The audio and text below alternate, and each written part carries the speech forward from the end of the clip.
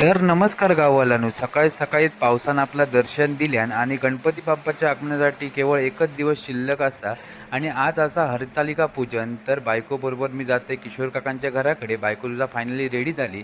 लग्नानंतरचं पहिलोच हरतालिका पूजन ह्यो सण असा. काकीनसुद्धा पूजेची साहित्य गोळा केल्यान आणि त्यानंतर आईसुद्धा साडी घालून रेडी झालेली असा आणि त्यानंतर आजी आजोबांच्या फोटोच्या आणि स्वामी समर्थांच्या फोटोच्या पाया पडलंय हे बघ आणि गुलाबाची फुलं आणलेली ती आई बायकोक माळत होती आणि त्यानंतर या चौघांचा फोटोशूट सुरू झाला. ही माझी दोन काकी आणि आई आणि बायको असा.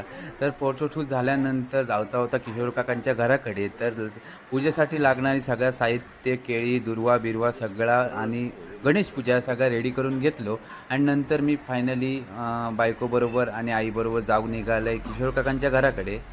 आणि हरतालिका हा सण भाद्रपद महिन्याच्या शुक्ल पक्षातील तृतीया तिथीला येतो. स्त्रिया हे व्रत करतात, त्यामुळे अखंड सौभाग्य प्राप्त होते.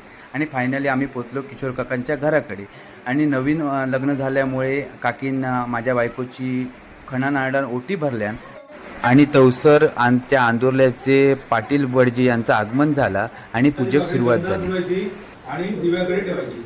कलश समुख विष्णुकंठे समाज उपयोग हा झाला आणि दुर्बेने तेव्हा मिळत जायचं. डाव्या हाताने हृदय घट्ट पकडून धरायचं, उजव्या हातात दुर्वा एकदाच पाण्यात पडून घ्यायच्या.